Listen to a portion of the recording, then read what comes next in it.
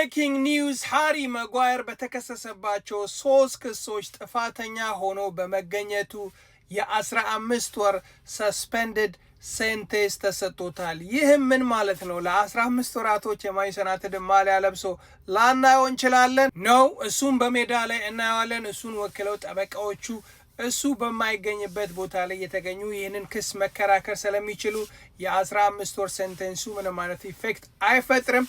ከዚህ በፊት ሃሪ ማጓየር በ2020 ላይ ሪክ ማይከኖስ ከፋሚሊዎቹ ጋር ከጓደኞቹ ጋር ፈታ ሲለው እንግዲህ በተፈጠረ ግርግር እዚህ ላይ እንደምታዩት በ3 ክሶች ሲሪየስ አሶልት እንዲሁም ደግሞ ለፖሊሶች ሬዚስት በማድረግ አሬስ ላለመደረግ እንዲሁም ደግሞ እሱን በመያዝ በሚደረግ ጥረት ላይ ፓንች ፖሊስ ላይ ሰንዝሯል በሚልና በአተምፕትድ ብራይበሪ ወይንም ደግሞ ህገወጥ በሆነ መንገድ ህጉን ወይንም ደግሞ ጥፋቱን ለማስቀልበስ በመሞከሩ ነው ይህ ሴንቴንስ የደረሰበት። ሃሪ ማጓየር የተለያዩ ኦፖርቹኒቲዎች ቀርበውለት ነበረ ይህንን ክስ በሴትልመንት ወይንም ደግሞ በመስማማት ክሱን ለመዝጋት። ነገር ግን ሃሪ ማጓየር ይህንን የሴትልመንት ኦፖርቹኒቲ ውድቅ በማድረግ ታግዬ በህግ ዘንድ በህጋዊ መንገድ አሸንፋለሁ በማለት እንግዲህ እስካሁን ኦልሞስት 6 ዓመት ድረስ ስለዚህ ነገር ሲከላከልና እንዲሁም ደግሞ ሲሟገት ነበር። ሆፕፉሊ ሃሪ ማጓየር በዚህ ነገር ዲስትራክት ሳይሆን በሲዝን እያሳየ ያለው ምርጥ ብቃቱን በቀሪዎቹ ጨዋታዎች ላይ የሚያሳየን ይሆናል ብለን ተስፋ እናደርጋለን። እንዲሁም ደግሞ ከዚህ ግርግር ወጥቶ